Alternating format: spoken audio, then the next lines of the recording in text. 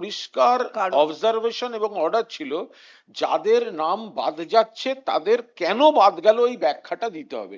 সেই ব্যাখ্যা কিন্তু আমরা এখনো পাচ্ছি না। কেন নাম বাদ গেল তার তো একটা ব্যাখ্যা দিতে হবে, বা কেন তাকে অনিশ্চয়তা রাখা হয়েছে। সেই ব্যক্তি ভোটার, 2002-তেও ভোট দিয়েছে হয়তো, অথবা তার সমস্ত আত্মীয় স্বজন ভোট দিয়েছে, কিন্তু তাকে ঝুলিয়ে রাখা হলো কেন? আচ্ছা, ঝুলিয়ে রাখা মানেই, অ্যাডজুডিকেশন মানেই কিন্তু সে অবৈধ নয়, তাহলে তার ভোটাধিকারটা কেন আটকানো হবে? আপনি বিচারের রায় বেরোবার আগে কাউকে শাস্তি দিতে পারেন না। ফার্স্ট ফেজে ফ্রিজ হয়েছে যেটা, সেখানেও আমাদের পরিষ্কার বক্তব্য, বহু বৈধ ভোটারের নাম বাদ রেখে বা তাদের বাদ যাওয়ার কারণ ব্যাখ্যা না করে, তাকে পর্যাপ্ত সুযোগ না দিয়ে, আত্মপক্ষ সমর্থনের সুযোগ যুক্তি না দিয়ে এই বাদটা রাখা হয়েছে। এর পরের ভোটে ভোট দিতে পারবেন না, এটা সেটা তো পরের কথা। এটা ট্রাইব্যুনাল, যখন ট্রাইব্যুনাল যাবে তখন সেটা উল্টে যাবে। কিন্তু কাল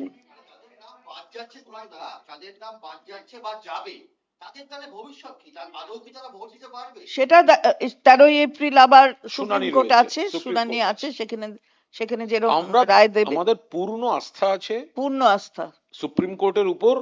আমরা মনে করি যে সুপ্রিম কোর্ট এমন রায় দেবেন, এই গোটাটার সঙ্গে রাজ্য সরকারের তো সম্পর্ক নেই, গোটাটার সঙ্গে নির্বাচন কমিশনের দায় দায়িত্ব, এবং তারা যেভাবে অপরিকল্পিত, দূরদর্শী, হঠকারী পদ্ধতিতে বিজেপির রাজনৈতিক উদ্দেশ্য সাধনের জন্য বিজেপির দলদাসের মতো আচরণ করে নাম বাদের খেলা খেলছে, আশা করি, আমরা প্রার্থনা করি, আমাদের অনুরোধ, আমাদের আবেদন, মহামান্য সুপ্রিম কোর্ট বৈধ ভোটারদের, তাদের প্রত্যেককে ভোট দেওয়ার সুযোগ দেবেন।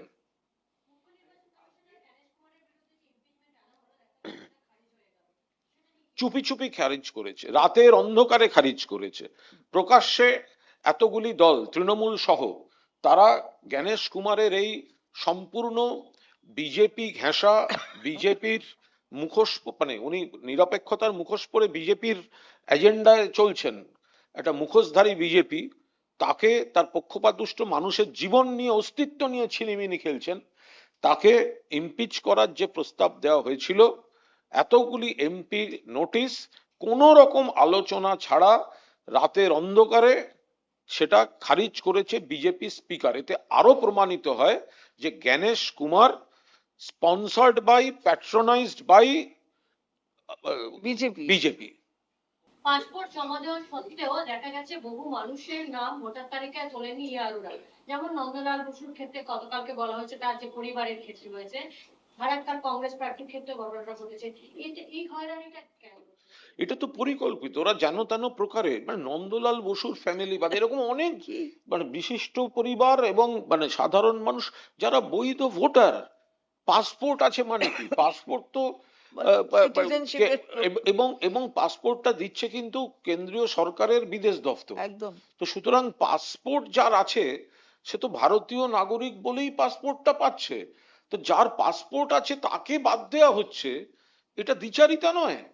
যে বিদেশ দপ্তর যাকে নাগরিক বলছে তাকে নির্বাচন কমিশন বলছে নাগরিক কিনা প্রমাণ দিতে হবে, অথবা নাগরিক নয়। এটা তো সম্পূর্ণ দ্বিচারিতা।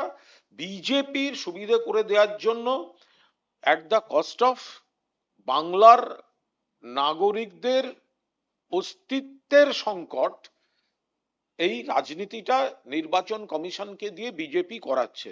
আমরা তো আইনত লড়ছি নির্বাচন কমিশনের বিরুদ্ধে, কিন্তু মানুষ এর প্রতিবাদের রায়টা দেবেন গণতন্ত্রে, ভারতীয় জনতা পার্টিকে বাংলা থেকে চূড়ান্তভাবে পরাজিত করে।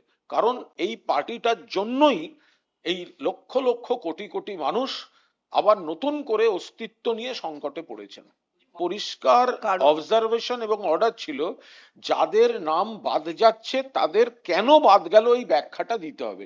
সেই ব্যাখ্যা কিন্তু আমরা এখনো পাচ্ছি না।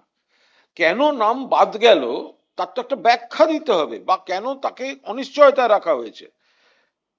সেই ব্যক্তি ভোটার, 2002-তেও ভোট দিয়েছে হয়তো, অথবা তার সমস্ত আত্মীয় স্বজন ভোট দিয়েছে, কিন্তু তাকে ঝুলিয়ে রাখা হলো কেন? আচ্ছা, ঝুলিয়ে রাখা মানেই, অ্যাডজুডিকেশন মানেই কিন্তু সে অবৈধ নয়, তাহলে তার ভোটাধিকারটা কেন আটকানো হবে? এটা তো আপনি বারবার বিচারের আমরা রায় বলেছি। বেরোবার আগে কাউকে শাস্তি দিতে পারেন না? ফার্স্ট ফেজে ফ্রিজ হয়েছে যেটা, সেখানেও আমাদের পরিষ্কার বক্তব্য, বহু বৈধ ভোটারের নাম বাদ রেখে বা তাদের বাদ যাওয়ার কারণ ব্যাখ্যা না করে, তাকে পর্যাপ্ত সুযোগ না দিয়ে, আত্মপক্ষ সমর্থনের সুযোগ যুক্তি না দিয়ে এই বাদটা রাখা হয়েছে। এর পরের ভোটে ভোট দিতে এবং পারবেন এখানে কি পারবেন না, এটা সেটা তো পরের পরের কথা। কথা। এটা ট্রাইব্যুনাল, যখন ট্রাইব্যুনাল যাবে তখন সেটা উল্টে যাবে কিন্তু কাল। যাদের নাম বাদ যাচ্ছে তোমরা, যাদের নাম বাদ যাচ্ছে বা যাবে, তাদের তাহলে ভবিষ্যৎ কি? তার আদৌ কি তারা ভোট দিতে পারবে? সেটা 13ই এপ্রিল আবার শুনানি সুপ্রিম কোর্ট রয়েছে, আছে, সুপ্রিম শুনানি কোর্ট আছে, সেখানে যেরকম আমরা রায় দেবে। আমাদের পূর্ণ আস্থা আছে পূর্ণ আস্থা। সুপ্রিম কোর্টের উপর। আমরা মনে করি যে সুপ্রিম কোর্ট এমন রায় দেবেন, এই গোটাটার সঙ্গে রাজ্য সরকারের তো সম্পর্ক নেই, গোটাটার সঙ্গে নির্বাচন কমিশনের দায় দায়িত্ব, এবং তারা যেভাবে অপরিকল্পিত, দূরদর্শী, হঠকারী পদ্ধতিতে বিজেপির রাজনৈতিক উদ্দেশ্য সাধনের জন্য বিজেপির দলদাসের মতো আচরণ করে নাম বাদের খেলা খেলছে, আশা করি, আমরা প্রার্থনা করি, আমাদের অনুরোধ, আমাদের আবেদন, মহামান্য সুপ্রিম কোর্ট বৈধ ভোটারদের, তাদের প্রত্যেককে ভোট দেওয়ার সুযোগ দেবেন।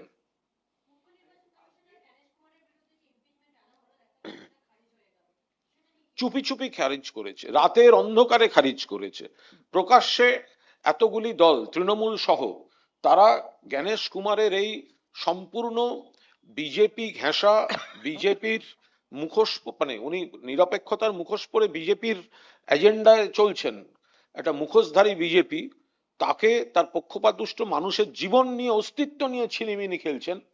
তাকে ইমপিচ করার যে প্রস্তাব দেওয়া হয়েছিল, এতগুলি এমপি নোটিশ, কোন রকম আলোচনা ছাড়া রাতের অন্ধকারে সেটা খারিজ করেছে বিজেপি স্পিকার। এতে আরো প্রমাণিত হয় যে Gyanesh Kumar sponsored by, patronised by BJP. BJP.